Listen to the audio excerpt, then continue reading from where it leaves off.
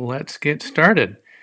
Hello, Buju, welcome. My name is Chuck Olsen, and thanks for joining my live stream today. It's good to see you. I hope it's good to see me, and it's good to be alive and breathing here with you today on the planet. Hopefully, we're all alive and breathing on this planet, though I would also be happy to welcome any alien viewers as well.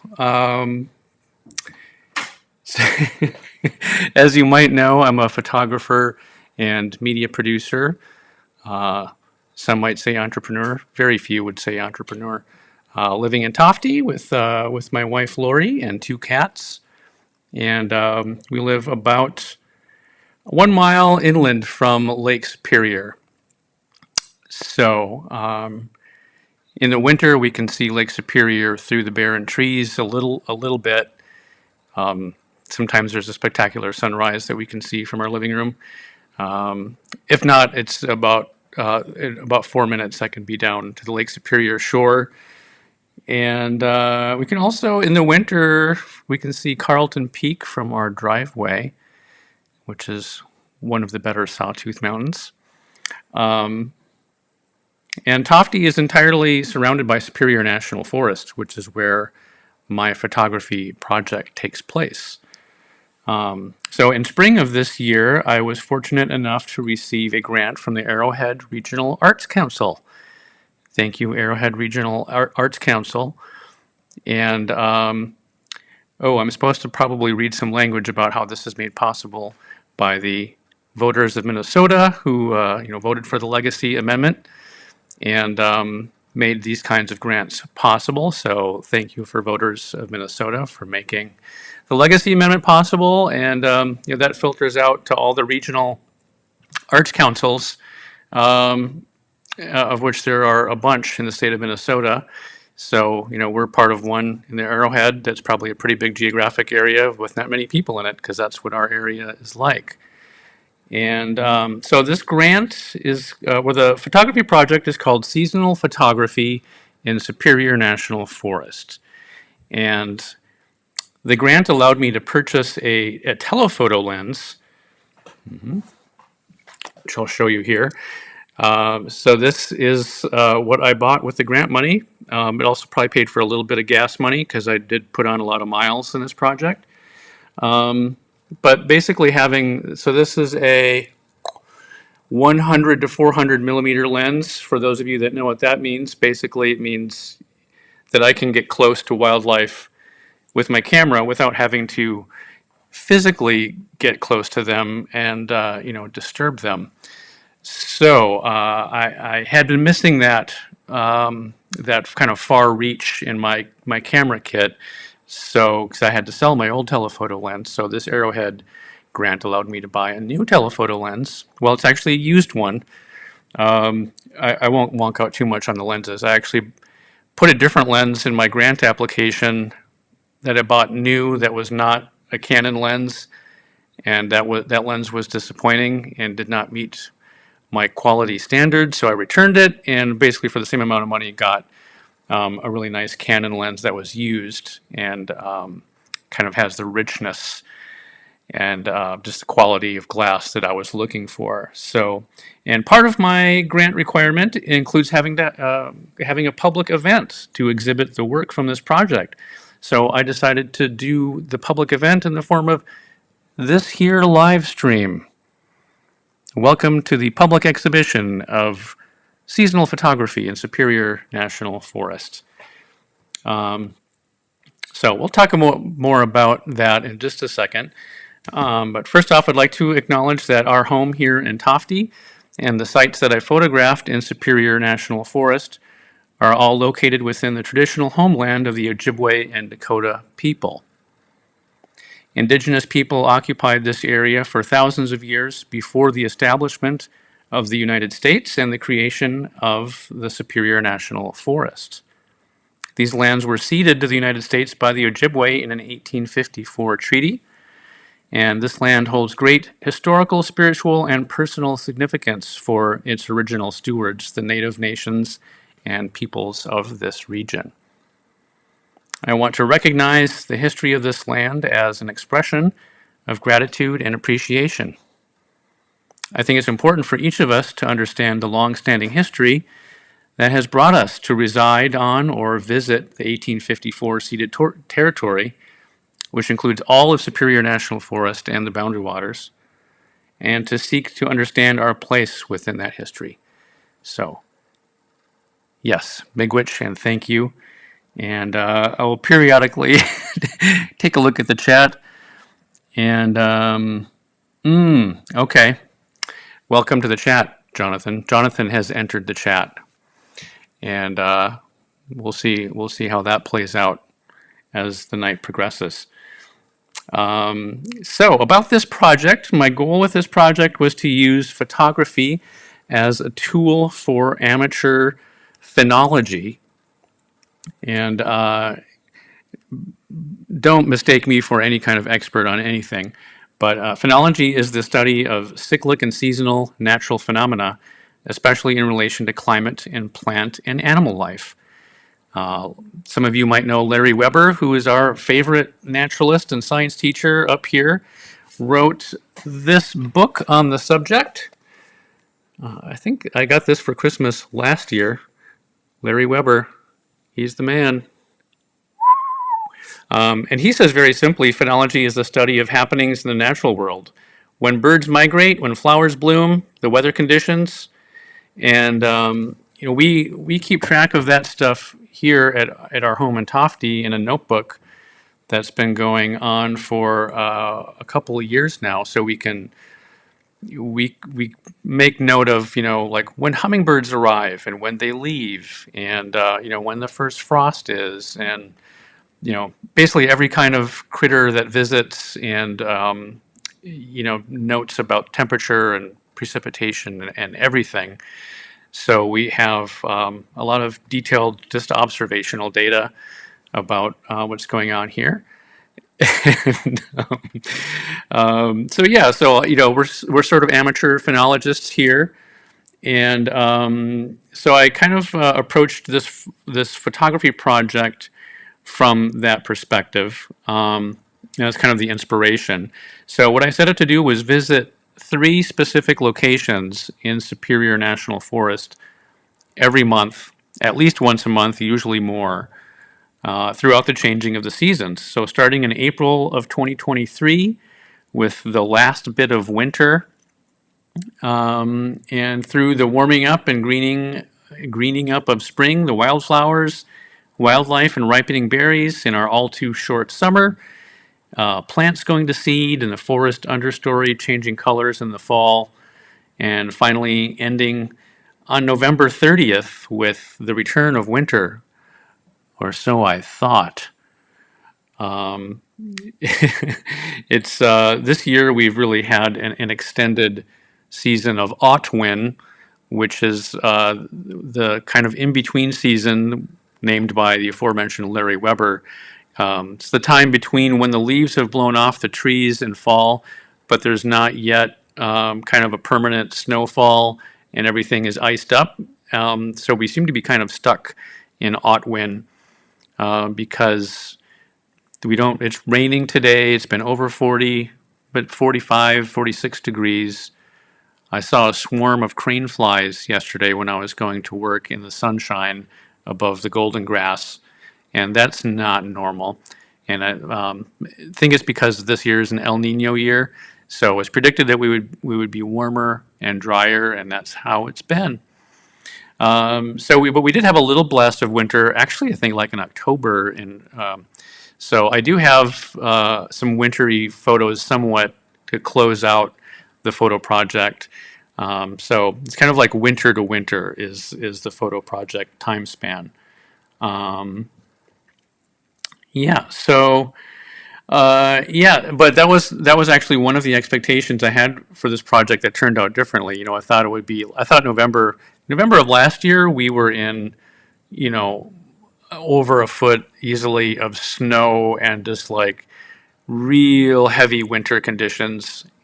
And so I thought that would be the same this year, but no, it is not. So that was one of my defied expectations for this project. The other big defied expectation was I thought I would see moose at my chosen locations. I did not, though I have in previous years. So, two of the three locations I chose, I have seen like pairs of moose. And the other location, I haven't personally seen moose, but my photographer neighbor, Tom Spence, has. So, pretty much verified moose in all three of the locations that I chose. This year, they decided to, all the moose, almost all the moose I saw were in a marsh many miles away from the locations that I chose. But that's so, that was another expectation I had that Mother Nature simply refused to meet my expectation, and that's the way it goes, and it kind of teaches you to be patient and to look for the beauty or interestingness, of whatever is there when you're there, while you're there, and that's sort of like something I kind of continually have to keep learning. So at each of the three locations, by the way, you know what? Does anybody want to see some moose? Because I'm gonna jump over here and look at some moose real quick. I have a folder called Moose Madness. Let's see some moose real quick. Okay. There is a kind of, this must be in spring because it looks pretty ratty from the winter. Probably was ravaged by ticks. Moose get their own variety of ticks, and they have a lot of them in the winter, and they look pretty scraggly in the spring. But this is probably a young bull moose with fresh, fuzzy antlers.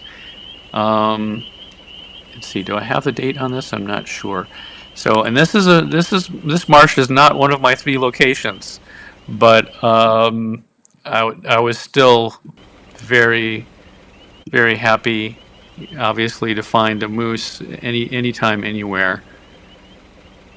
And the peepers. Yeah, can you hear the peepers?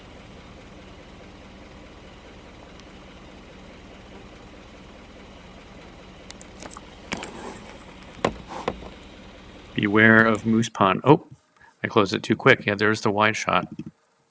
Let's see the wide shot. I just love this place. Yeah. Eat up them marsh weeds, buddy. Okay, so now we have a moose fix.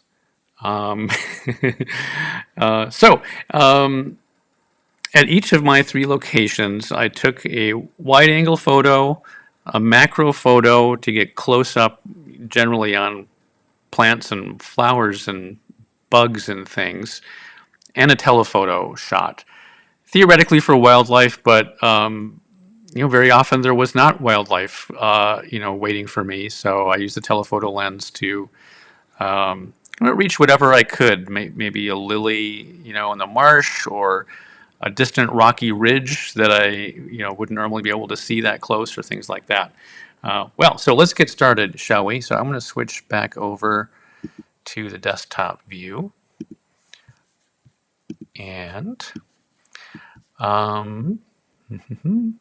so this is location number 1, and this is a marsh on the Sawbill Trail. This is about 13 miles up the Sawbill Trail from where we live, and I thought I was going to try to take the same angle, every month at every spot, but I kind of gave up on that pretty quickly.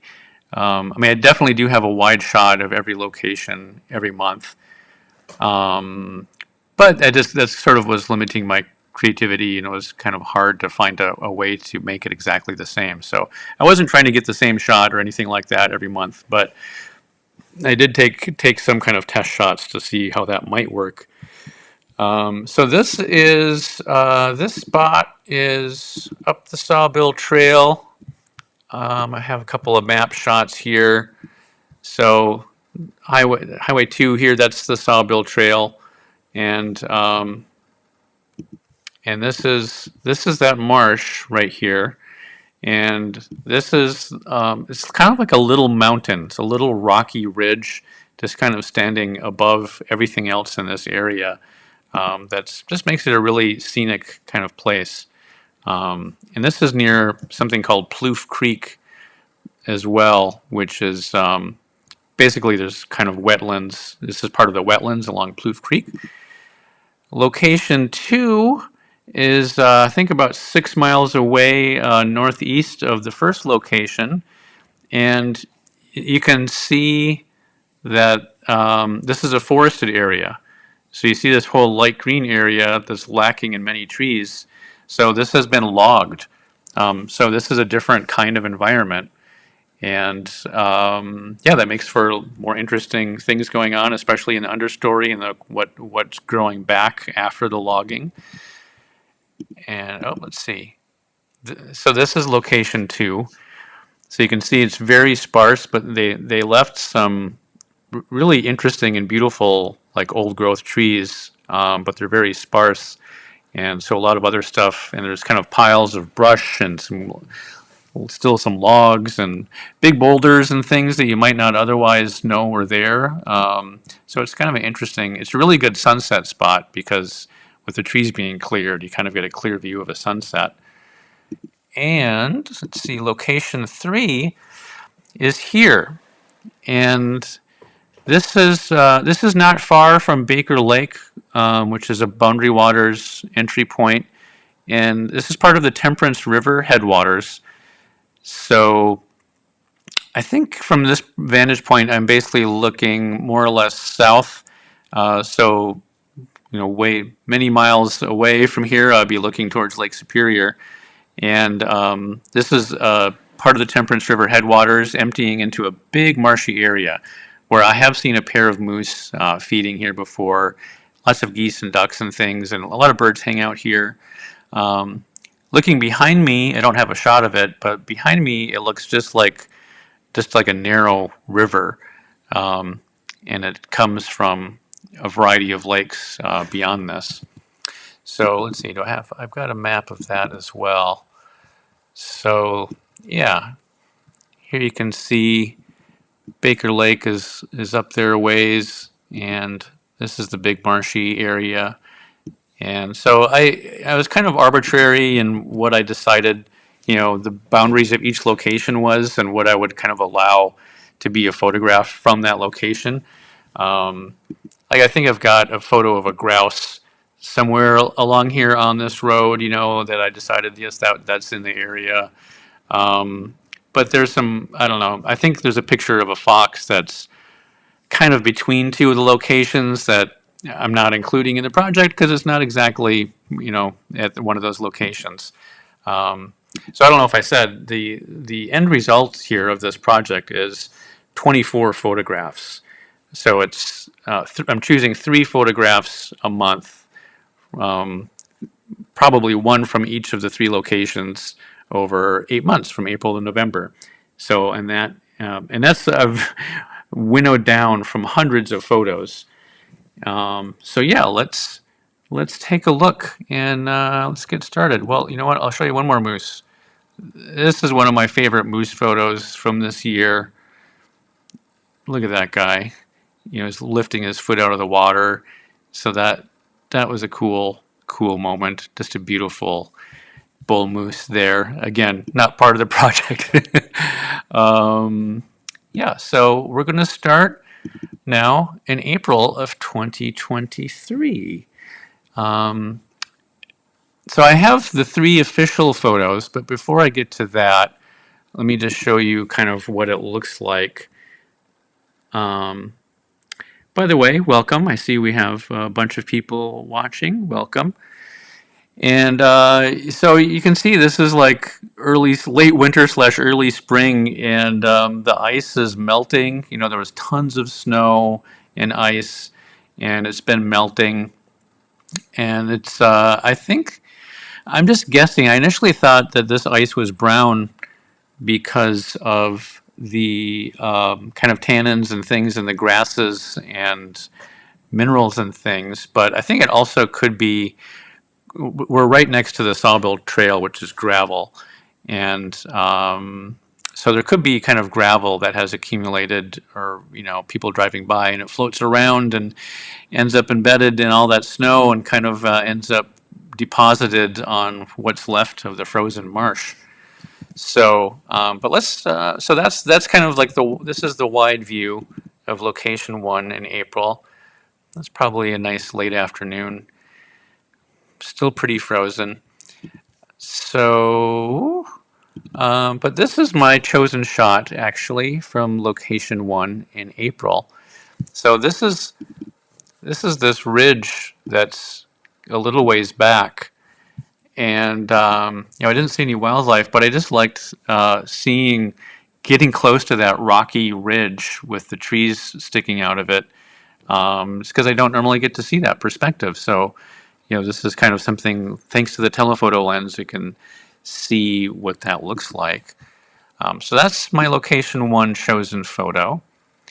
Location 2, which is the forested area, I chose this, just a nice sunset. Boy, I have so many beautiful sunset photos from this forested area, which is location 2. Just the trees being cleared out kind of gives you a clear view of the sunset. And yeah, not too boisterous, but nice. Sorry. And then location 3, which is, this is what that looks like. This is the Temperance River headwaters area. And you can see there are some geese there in the scene. April, as soon as there's open water, geese and ducks will find that open water, and they're waiting for it. And so I really like this photo of a goose, with her head tucked into her downy feathers, and you can just seeing the layer of ice and the open water. So that is these are the 3 photos from April. I guess I have a little bit of video. This is from location 1, the marsh with a little rocky ridge. Pretty quiet. One of the best things about this, I just love the dead trees that are on the edge. Oh, sorry. Yes, that is a swan, or that was a swan. But these marshes, end up. Oh, and also, so that's the Sawbill Trail right there, and there's actually there's a little sign, kind of explaining something about the inland sea here and Plouffe Creek, and it kind of is a little sign about the geology that's so worn that you can barely read what it says now. But I like that there is a little plaque there. Yep. So here's some Canada geese and a couple of swans. There you can see another photo of her tucking her head in there. This is kind of a nice one too. And there's there's a pair of swans that come back to this area every year, and so I've learned that from Tom Spence as well. So that's sort of like a welcome sign of spring, is when a pair of swans show up. And let's see. Oh, I do have a little bit of video of the swans.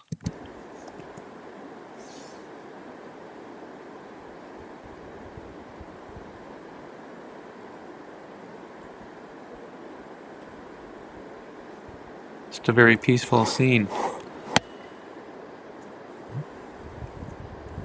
I don't think I ever focus quite on them when it's close up. But yeah, just a very, whenever I go out, I called it doing my homework when I went out to my 3 locations to take photos. And always, very good for the headspace. I'll put it that way. So, okay, that is April. We got one more to look at. Oh yeah, some sunset colors and the melting ice. So that is April.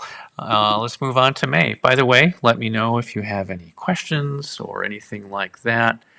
I'll keep an eye on the chat. And May, things start springing to life. Here's my chosen photo from location 1. And this is actually probably a telephoto shot going kind of into the forest on the other side of the marsh. But you can see that, there are flowers starting to bloom and things are coming to life. And I don't know, I'm just a sucker for different compositions with a whole bunch of, super vertical red pine trees, with a dead one in front here. Location 2, pin cherry blossoms. Well, one of many things just like springing to life as soon as it gets warm. So this is, this is in that forested area, and I don't think I saw, pin cherry blossoms in any of the other locations. So, there are definitely things that, because of all the sunlight and the disturbance of being logged, different things are going to grow there than if it was just dense forest. And for location 3, the Temperance River headwaters, a mossy log. And I just love. I didn't too. You can kind of tell it's flooded back here because it's spring and all that snow melts really made things flood. But I did get down kind of near the water line. I didn't do that too often, but I did here. Just look at these textures and colors. I assume those are woodpecker holes. I know there are people that know more than me in the chat, so if I'm saying something dumb, let me know. So yeah, those are my 3 chosen photos for May. Let's look at some different angles. So here again, this is location 1. Oh, see, it was so hard to choose. I always have multiple favorites. And again, I love seeing these dead marsh trees reflected in the water. So this is location 2, the forested area. Another nice sunset. This gives you a good idea of what it really looks like. And yeah, so the mossy log was probably to the left of where this photo was taken. But yeah, the things are turning green. Very nice. I ended up getting kind of obsessed with, I think this is some kind of sweet pea, some kind of wild pea. And with this like wonderful curly cues, and I just love these leaves. Something is, eaten out of this leaf. I don't know what, but just, yeah, all kinds of beautiful sights with everything coming to life in May. Hey, Steve Borsch, fun to see the forests. Oh, you're in SoCal, Southern California. Well, we will continue to bring you the North. Okay, sorry. Just checking in on the chat. I basically have a lot of runner-up shots here. So location 1, this is a sunrise. The ice is melted on the marsh now. Things are just starting to green up. Oh, yeah, this was going to be one of my final selections for this project, just because look at that pink sunset cloud. But it ended up, it's not a very good quality photo. You can see it's blurry. That's because it was late and it's actually darker than it looks here. So the ISO was kind of pumped up, which makes it kind of noisy and not as nice and detailed as I would like. So this didn't quite make the cut, but that was my favorite for a while. What else do we have? Oh yeah, that was the sweet peas. These are other sunset photos from the forested area. This tree on the left here, this is one of my favorites. Well, look at that curvy gal there. That's a real nice tree. Yeah, a lot of nice sunsets there. Oh, at location 3, the Temperance River headwaters, that was a place where I found a couple of blueberries and a couple of wild strawberries. So here's a blueberry blossom, and it's not a award-winning photo, so I didn't select this one. But this is why I was taking a macro photo at every location to try to capture what's going on the ground and in the bushes and things. One more mossy log photo. Yep. So that is May. Let's go on to June. Yes, yes, the low resolution one does have a painterly quality. Well, so in June, things are really popping off. This is my selection from location one. It's boy, this was my phone desktop. Maybe it still is. I can't remember. Things just, it is. Hey, what do you know about that?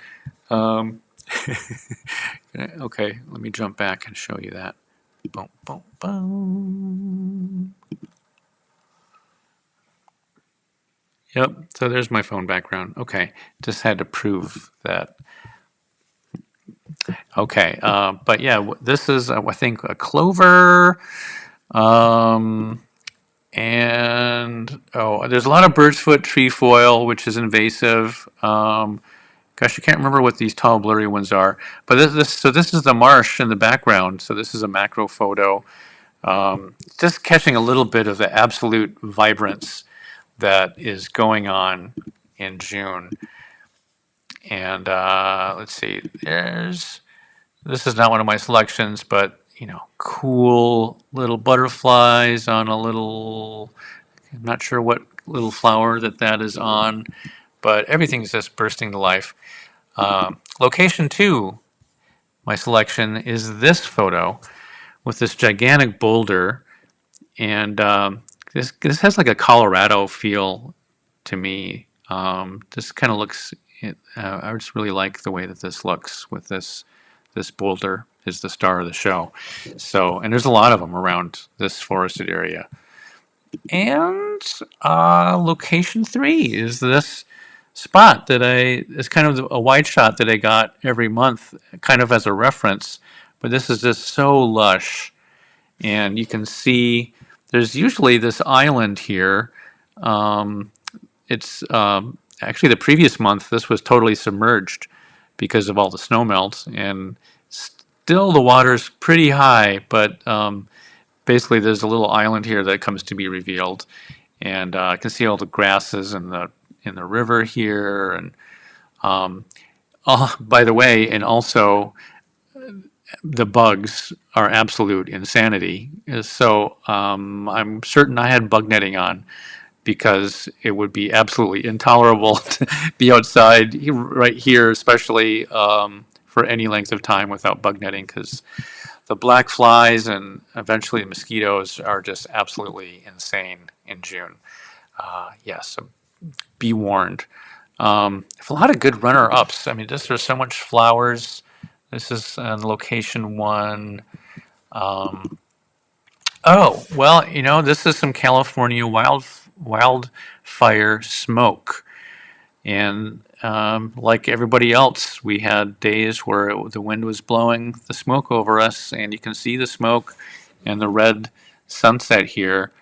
I hope I have a wildfire shot as one of my final shots, because that really represents, climate change. And I think this is looking down the Sawbill Trail, again, like smoke and a kind of red sky.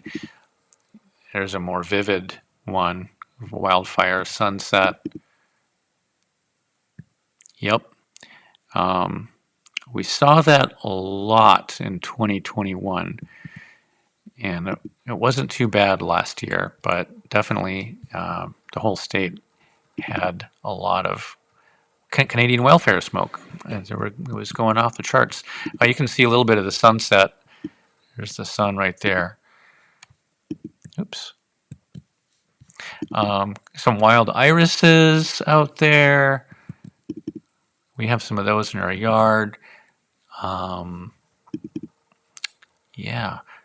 I don't remember what these yellow flowers are. Yep. Canadian fires. Let's see. Oh, some fern fronds are starting to unfurl. This is actually one of my favorites. So this is at location 2, the forested area, which ended up having a lot of ferns coming in.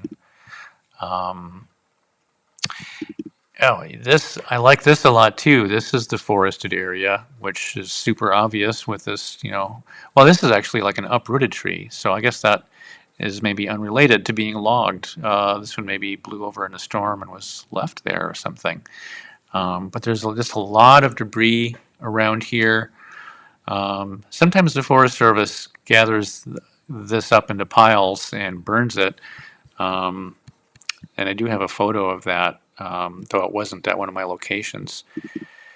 Wildfire sunsets. Got a lot of those. Yep. That kind of looks a little bit desolate. But yep, sometimes that's what it looks like.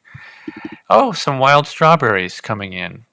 And this is all by the Temperance River headwaters. Yeah, wild strawberries. Mm. Boy, I'm going to get excited for seasons that I'm not going to be seeing for a long time.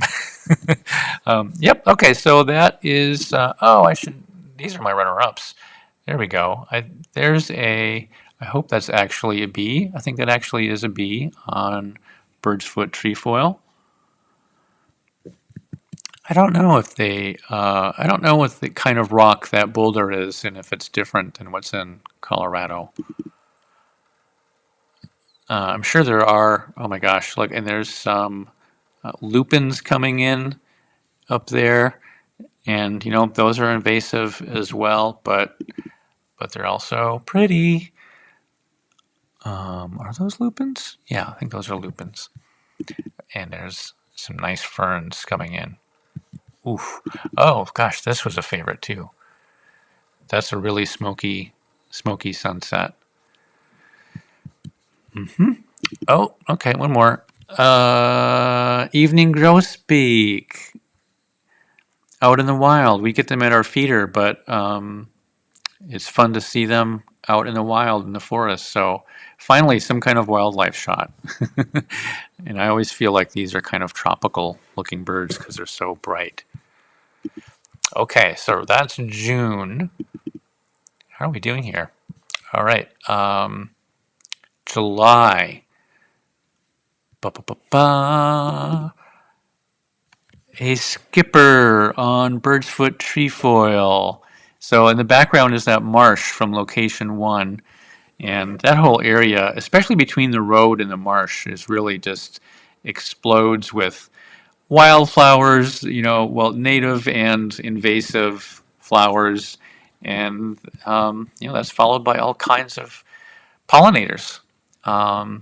Location 2, my selection is this. I'm kind of a sucker for sun behind a tree shots. So I like this one. You can see the lichen and moss on the branches. And from location 3 is this, which is some cedar waxwings in an ash tree that's loaded with seeds. And this just kind of looks tropical to me. So these cedar waxwings were having a field day when I was there that day. Let's see, do I have a wider shot of that? Oh, gosh, this is a contender too. Family of ducks. Those little baby ducks. So this is that little island in the Temperance headwaters that I was talking about, I believe. And they scooted along pretty quickly. This is the only decent shot I got of them. But yep, that's the time of year. So this is that spot. So I think this is where the ducks were. Cedar waxwings, I think, were up here in this ash tree, but they were all over the place, kind of just hopping from spot to spot to spot, and not easy to capture, but a lot of fun trying. Oh, and look, so this is kind of between two of my locations, but a little fox friend spent a little time in the road, and I got a couple of shots. None of them is a masterpiece, but just always such a happy, festive thing to see a fox out in the wild. There's a lot of them out there, but most of them I see on a caribou trail much more often than around any of these areas. What else do we got? Oh, yeah, the lilies are coming in all the marshes and lakes. I think these are elderberries. Janet loves wild raspberries. We have those in our yard, and we see them out on the trail as well. Oh, yep, I'm a sucker for this kind of shot too. This, I believe, this is near the forested area, but obviously this is the unforested part.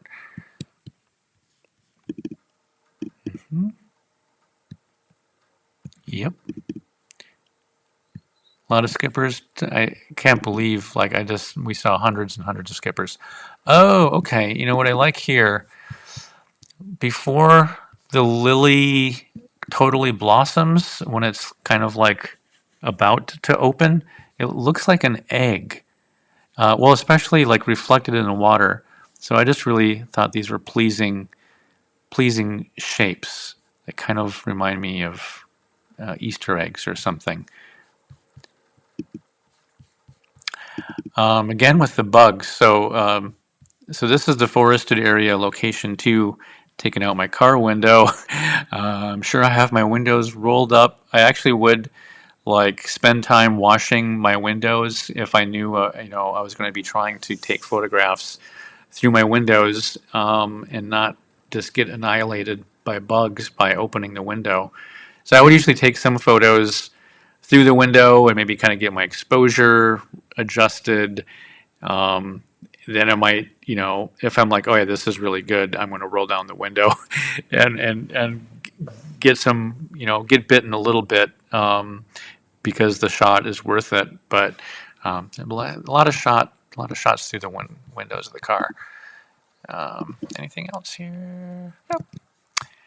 Yep. Okay, so that is July.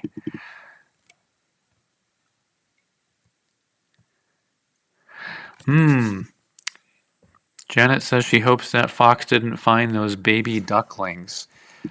I don't know. Maybe. Actually, I feel like what I've most often seen people photograph foxes in their jaws is a wild hare. So probably after the bunnies, or maybe spruce grouse. So we have ruffed grouse and spruce grouse pretty much in abundance around here, and they are hunted. You can see there's some wild strawberries in there as well. But spruce grouse are definitely the less common of them. We have ruffed grouse in our yard. They even come up to our feeder in the winter sometimes, which they aren't known to do that. But there's certain areas I have to drive a ways into to see spruce grouse. So I think this is probably on the road near the Temperance River headwaters area. And man, this one, the original shot is actually very dark. So this is boosted a bit. And you can tell the spruce grouse because they have those red eyebrows. Can I zoom in? Yeah. And they look really cool. Hope to get better photos of them. My neighbor Tom Spence has really amazing spruce grouse photos. So that's one of my selections, official selections for August. This is from location 1. I just love the reflection of those dead marsh trees in the marsh. And from the forested area, so already in, this is, I think, August 5th. It's already looking like fall here because especially in the understory is where things start turning much sooner. And this is just an interesting log, I guess. It looks like it's got a bit of birch around it, but it kind of reminds me of, I don't know, like it's got a bandana wrapped around it or something, but it's all natural. So, yep, so those are the three selections from August. But August, there's the fireweed is going crazy and absolutely beautiful. Gosh, I probably like this better than one of my official ones. I'm not sure.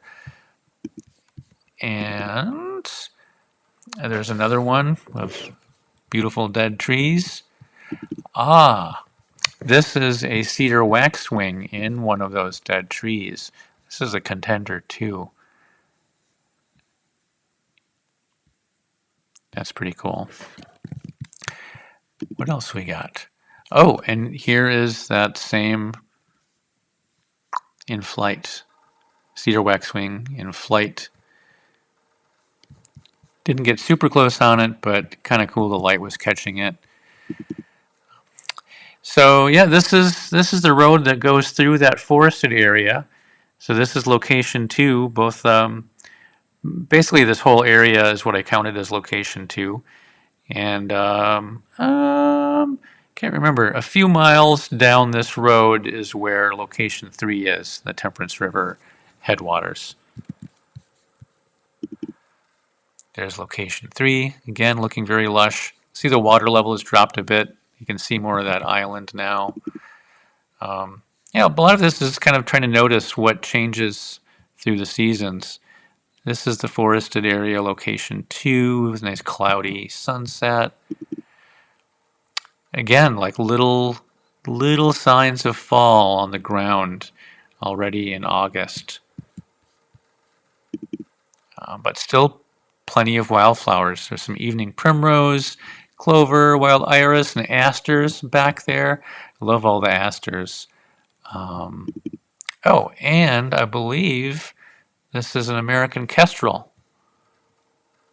Someone knows better, correct me, but I think that is a kestrel on the tippy top of a spruce tree. Good job, bud. But yeah, there's apparently, according to Larry Weber, I don't know, there's like 10 or 12 different kinds of asters, and I don't know them apart at all, but I love seeing them. Definitely add splashes of color to the forest. Oh, look at that. Yeah, fireweed coming in. And later on, I've got some photos of that fireweed going to seed, which is really pretty as well. Yep. I hope I'm not going too fast. I'm kind of looking for good stuff. Yep, more asters. Oh, yeah, I love trying to get every color that's happening in the forest in a single shot. Yellow, purple, white, and red, and green. That's just about all of them. Wild iris would be like a darker purple, and there's probably some orange could be happening. But yeah, that is all of the colors. And there's the evening primrose close up. We've got one of those growing outside of our basement door. Some pretty reflections going on. Yes. Okay. Daisies, of course, or black-eyed Susans. All kinds of things. All right. So that is August. Excellent plumage. So I mentioned not seeing any moose. I did see moose tracks. There's a moose hoof print right by location 1, right by the side of the Sawbill Trail. So they were there, just not when I was there. This is not one of my selections either, but there's a nice ruffed grouse photo. They're often hanging out on the roadside. Do I have... I know I've got some video. Here we go.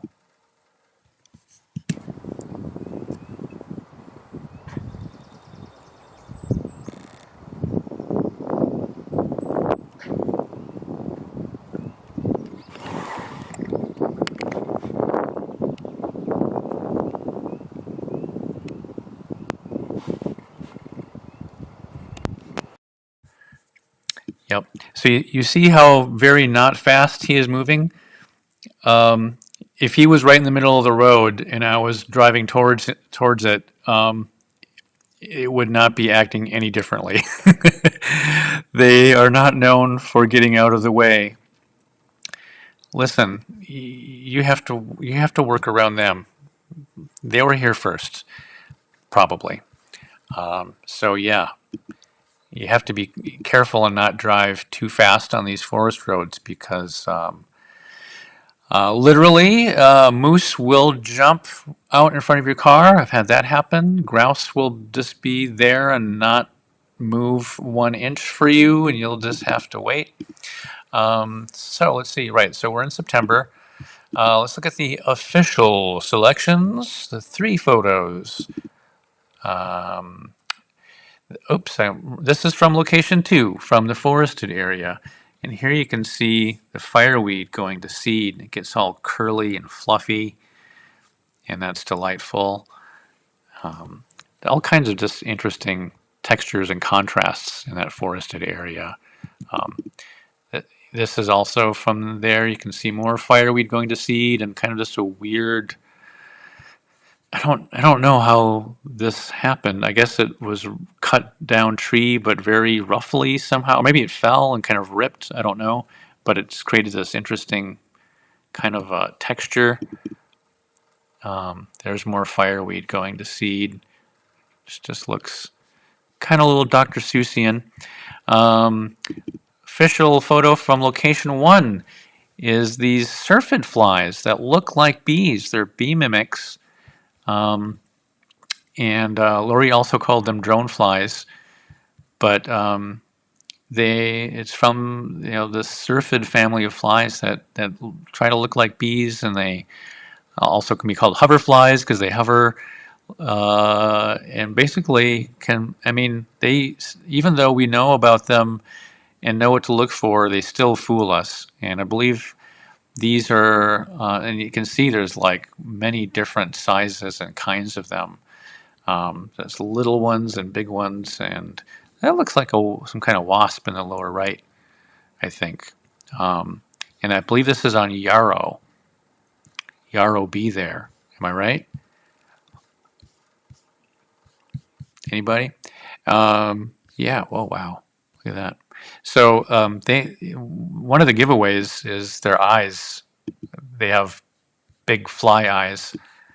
So that's kind of, to me, that's kind of the easiest way to tell if it's a fly or a bee, is that they have those big compound fly eyes or whatever you call them. So that's location 1's official photo. Oh, you know what? I screwed up. I messed up. I still have to figure out my location 3 photo. This is actually my official selection for the forested area. And this is one of my favorite photos of the year, actually. I've come to really appreciate the aspens when they turn yellow. The maples get all the attention with their reds and their oranges. Give me a break, maples. Give it a rest. But it comes and goes, and then that there's like the aspen phase, and this year particularly, I really came to appreciate the aspen phase of fall, but still have all the red going on in the understory. And again, an attractive boulder with kind of sparse trees. It's just, I find a very pleasing landscape. Here's a bit of brutality going on. Some kind of shield bug that's feasting upon a worm of some kind. I'm not sure if that's dogwood that's on. So I found that here at location 3, Temperance River headwaters. I think I had my boots on and ventured down here, which kind of had to get through a lot of brush and down a hill and everything to get there. And it's one of the times when I decided, I'm just going to camp out in one spot and be kind of zen and hope some wildlife happens by. And there was a weird little bird that came flitting through in the weeds, and I could never even get get my eyes on it, let alone a shot of it. But yep. So eventually, I start noticing what's going on around me, and looking for anything at all. I'm like, oh wow, there's this crazy shield bug eating this worm. So yep. So that's happening. There you go. Wild Kingdom, folks. Um, yep. Some non-edible berries, I believe. There's another wide shot of the ruffed grouse. This is a vertical shot of the forested area. Also very pleasing. Yep, things really starting to look like fall for sure in September. Oh, I'm just a sucker for fall color reflections in water. Good stuff. And that's location one in the fall. There's not a lot around here that changes color quite so vividly as like the forested area. All right, we're moving on to October. Any questions? John says, Oh, I think I know what that was about. Yarrow be there. All right, so the three official selections. Gosh, now I'm wondering if I messed up again. I did. I kind of tried to make my selections this afternoon before the live stream. Well, it depends on whether I'm abiding by my own rule of one photo from each location. So I might be breaking that rule. But here are, I guess, my three favorite photos from October. This is from the forested area. Just a vivid sunset. Can't go wrong with that. There was a beautiful moon rise, I want to say, going on. So I love how spooky this moon is with the clouds moving in over it. Full moon in October. I can't remember what that one is called. And it probably looks better horizontal for the live stream. But look at this, is so spooky. This is a perfect October Superior National Forest photo. I love that. I think I have other photos of the moon. Yeah. So this is the moon in I guess a little bit earlier from a different vantage point. And my third selection is snow. And the snow is really in focus here. Like you probably can't see it so well in the live stream, but every little white dot is really crisp and sharp. And I just love seeing a little bit of golden tamaracks reflected in what remains of the open water. So yeah, this was just a little. I think one of my favorite things is those first snowfalls when it's still fall, and getting like a light coating of snow on fall colored trees is so dying pretty. So yeah, a little bit of that happening here, and this is at the Temperance River headwaters spot. The marsh is freezing over, but probably melted. So I do have. It was just exciting to see any snow at all. So yeah, and this is when is this? October 27th. So yeah, just a little light snowfall on the grasses and the forest understory, and things were freezing at this point. So this is location one with a nice thin layer of ice, and this is a little bit of snow sprinkled on top. Very pretty. And this was definitely one of my contenders. I just like these grasses frozen in a marsh with just a little sprinkling of snow on top, so you can tell that it's not water and that it's ice. A little close up on some dead leaves frozen under the ice with a little snow on top. More pretty sunsets. Oh, this was a contender for me as well. It just feels like October. You can kind of feel a cold breeze, and I think these are asters that are going to seed. I could be wrong, but yeah, everything turning brown and white and is changing. I have so many photos of sunsets on forest roads. I could have a whole book of forest road sunsets, and yeah, I'm a big fan of those. And what else we got? Oh, just again, yes, that is not water, folks. There is a rock sitting on top of a little layer of ice. I was just looking looking for any sign of like things are different now. The marsh is frozen. You got to believe me. It really is.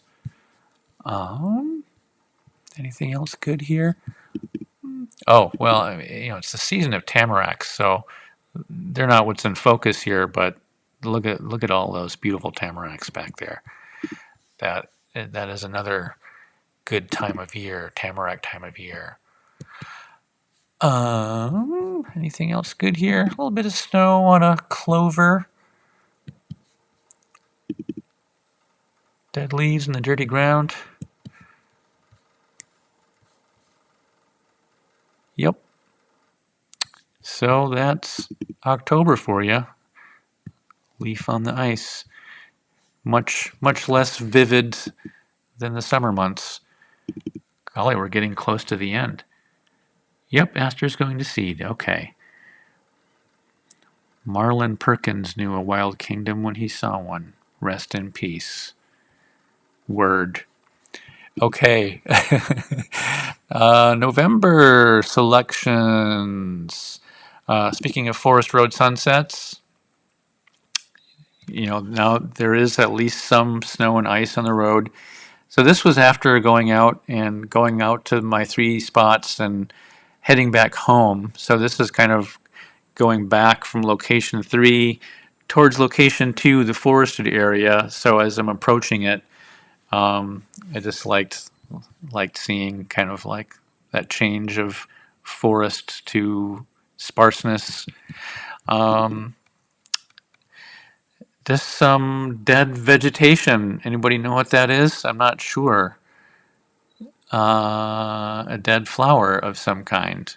That's at location 3, and basically that gray behind it is the frozen marsh.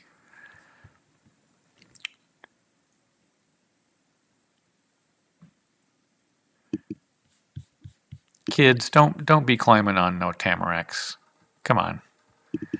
This is one of my favorite shots of the whole year. I didn't necessarily get many of my favorite shots as part of this project. Definitely, I did get a handful of them, but this is definitely one of them. Yeah, I really wanted to get aurora at one of my 3 locations, and finally it cooperated. And it's not a blockbuster; it's real subtle, and it was cloudy too. But that ended up making it just really, I don't know. It was really special. It's kind of like this real subtle cosmic rainbow that's enhanced really by the diffusion of the clouds.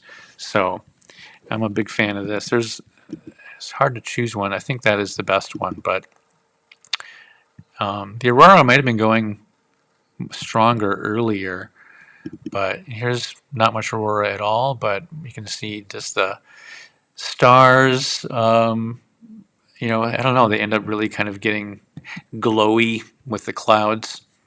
So yeah, this all of these aurora shots are here in the marsh location number 1 with those dead trees that just provide a nice kind of a good aurora shot. You got to have some kind of contrast of that's so it's not just the sky, but sort of like some kind of setting that gives it, I don't know, some kind of context helps. More pretty sunsets in the forested area. So you can see things are freezing up. I would say right now there's less ice than this because it has been warm and raining. So we've backtracked from things did get frozen over. Let's see. I think I've got this isn't one of my locations, but I think this is Crescent Lake, which is close to a lot of my locations. So at some point it looked like this, but I'll have to go back there and report back because I bet there's a lot of open water here now. So we got like a little sneak peek of winter, and then we've been backtracking ever since. Another pretty sunset. Clouds make for the best sunsets, tell you what. And well, folks, I think that is the end of the project. Oh, I forgot about this one. So a few times I made some edits to a photo and saved it, and then that replaced the file date with the date that I edited it, and then I'm like, oh no, when is this from? So I think this is a broad-winged hawk.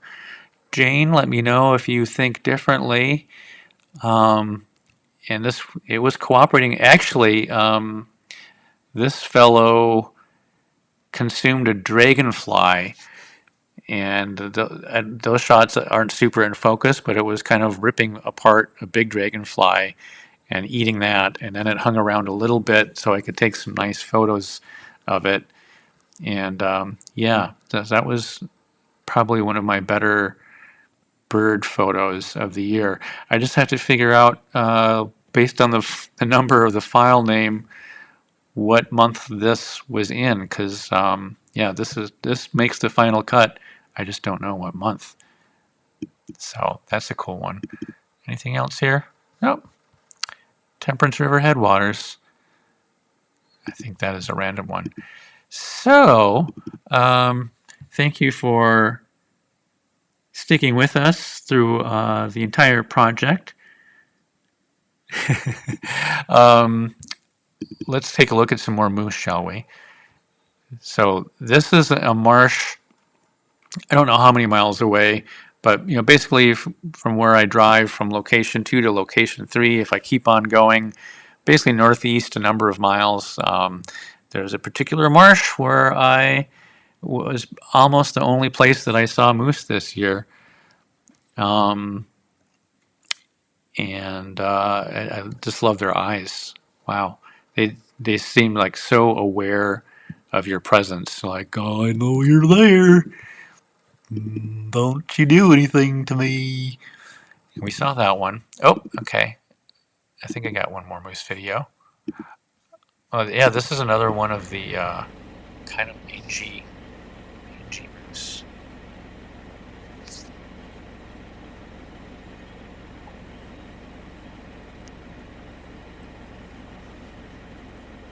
Marsh moose. Oh, yep. Yep.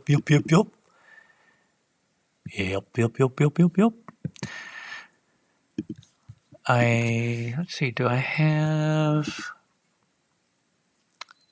Where's my Give to the Max Day video? Well, one of my better videos, we used in a Give to the Max Day video for WTIP, and that raised a few $1,000. I don't have it here. Okay, now I apologize in advance. I'm going to show you.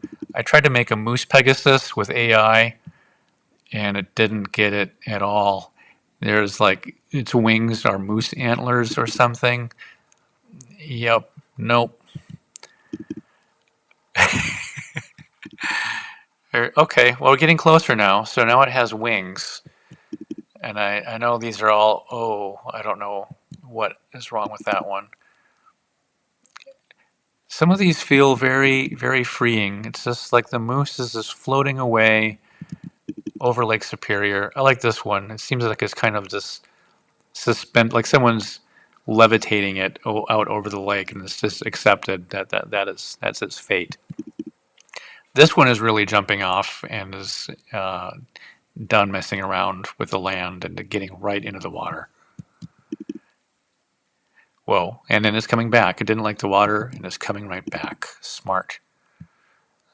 Boy, some of these are just pixels throwing up. And whoa, I don't remember this one. Massive. Okay, this is not this is not what you came to see. This is how we close the live stream down. Okay, do you have any questions? It is unholy.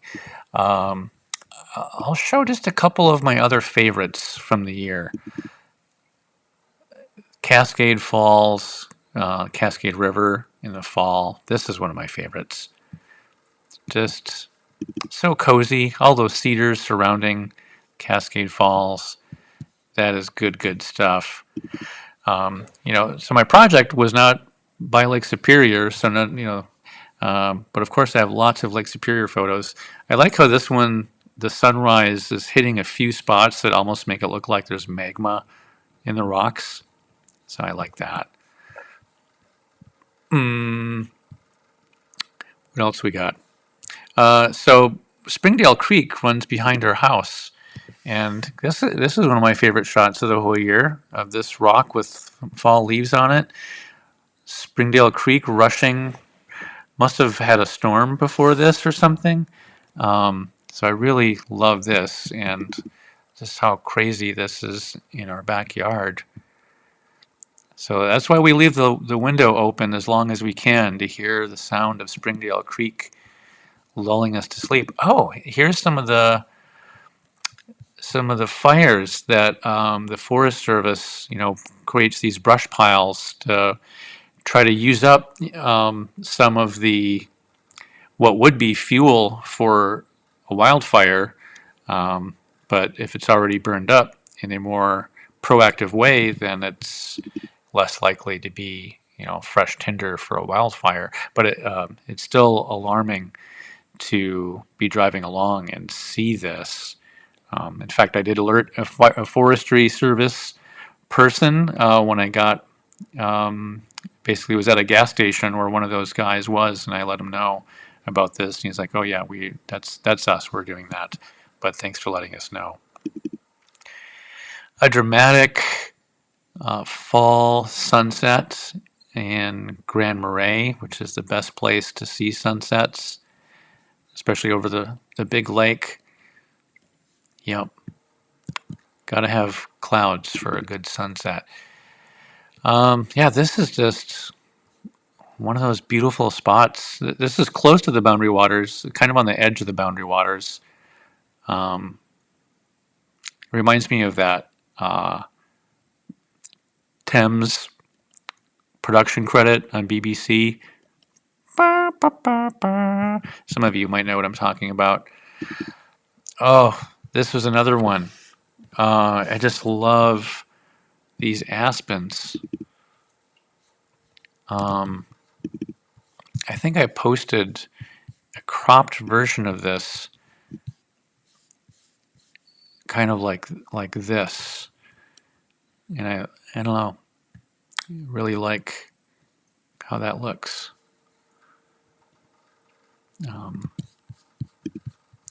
It's like a painting. This has been something I've been trying to get. This is Caribou Lake in Lutsen, which is a great spot to see fall colors. So this was a sunrise from White Sky Rock looking out over Caribou Lake. And Lake Superior is off to the right here. But, yep, can't go wrong. And you can just see all the highlands around here, and can't go wrong with that. Fall Forest Road, Caribou Trail, I believe. Oh, this is my favorite fox photo of the year. Look at that guy. Just really cool. Probably a cross fox. You can see it's got red fox here and then a whole different thing going on here, and just a patchwork of different patterns. This is on the Caribou Trail, obviously in fall.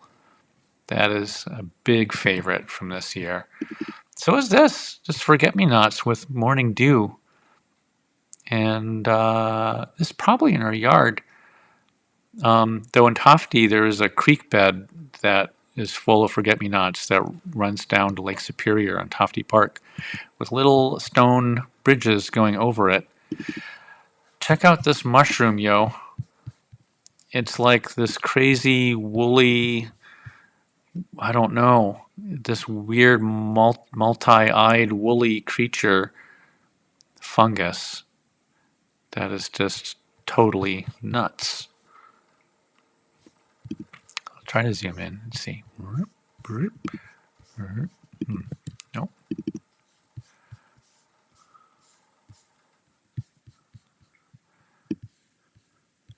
You are under surveillance from the mycological community. They know, they talk to each other. They're waiting for us, they're waiting for you. Haha. Someone bought a print of this, which made me happy. I would like to see what that looks like. Oh my gosh, this is Temperance River. So many spots that aren't part of my project. Oh, I think I showed this one earlier. Oh, this is a big favorite. This is about 4 or 5 minutes up the Sawbill Trail from where we live, and sometimes I run up there for sunsets, and wowzer, sometimes they are just blockbusters. Yep. This is near the Boundary Waters.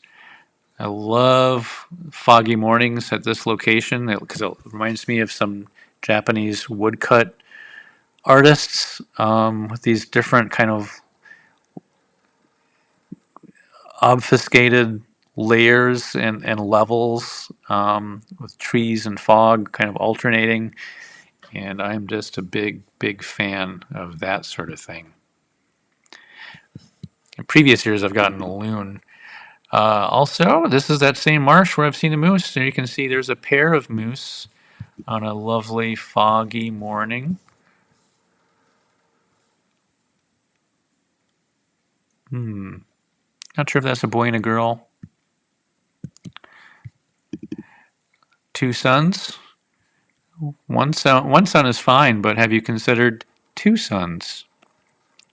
This particular spot is where we, I guess is it the Pink Lady Slipper? Lori will chime in. Where we see some of those flowers in a little wet, boggy, marshy spot close to this. And that's usually what brings me here, but wow, a foggy sunrise, beautiful. I call this one synthwave sunrise. Loved seeing the kind of the Superior Highlands there. Oh, this is a favorite of the year. Yeah, it's a ruby-throated hummingbird on our kiwi vine. And boy, just landing on that curly Q, perfect. Good job, buddy. You did it. That's Gooseberry River and Falls. Certainly, yes, there's a number. I was showing the Aurora time lapses. This spring, we had two incredible aurora storms, one in March and one in April. And just, this is from our back deck. I mean, just the sky opening up above us. Oh, insanity. Utter insanity. I did not get a crisp picture. I love these chunky sheets of ice breaking up in the spring at the mouth of the Temperance River. Sadly, not in focus. This is up at High Falls in Grand Portage on the Canadian border. I got a tip that there had been a kind of like a lot of wet, heavy snow that coated everything. It was actually much prettier earlier, but I still got a little bit of it. And yep, there's that rainbow coming in from all the mist. Double rainbow, actually. And this was actually my first time meeting Travis Nowitzki, who has a new book out about the night sky and how it relates to indigenous people's interpretation of the Northern Lights. And I got to interview him for WTIP. Some Milky Way shots over Lake Superior. Some morning waves. We had big waves yesterday in Lake Superior, kind of a November gales kind of feeling thing. Boy, I wish our winter was looking like this right now, but it is not. There is very little ice or snow or anything. This is Black Beach down in Silver Bay, and this is the iPhone photo, but I actually ended up liking this better than the photo I took with my good camera. This was when we actually discovered where the actual Black Beach is.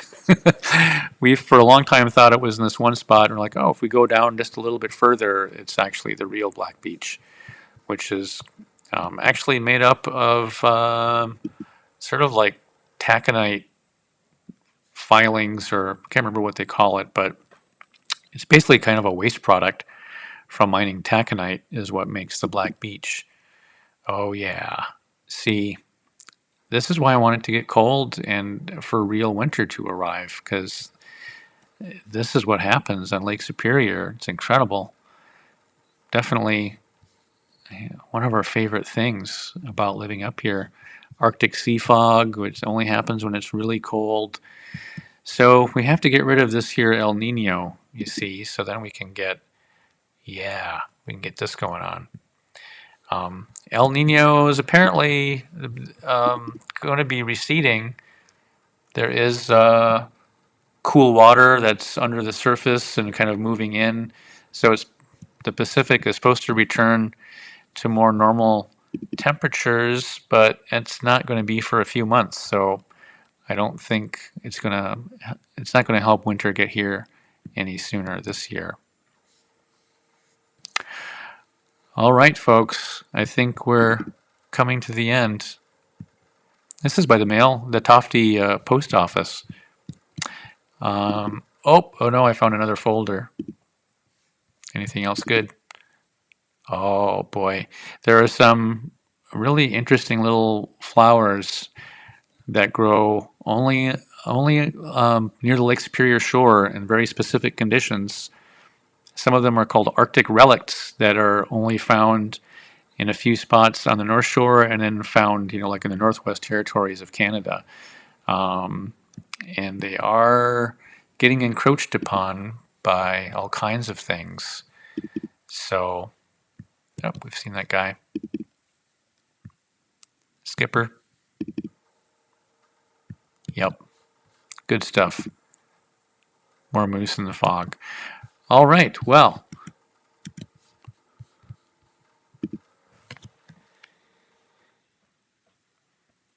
Cheers, friends. I'm drinking a Negroni because I'm a real Negroni brony. And you can see my little gnome fellow here. Tailings. Yes, that's right. They're tailings. Any questions? Is there anything I can help you with? I'm here to serve and to help.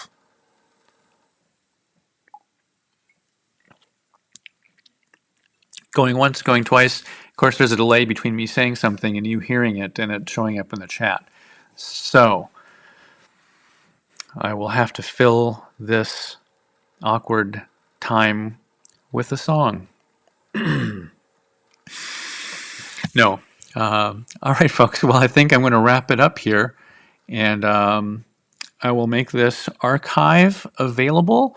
I think I'm going to have to edit this down because I started the live stream at about 5:30.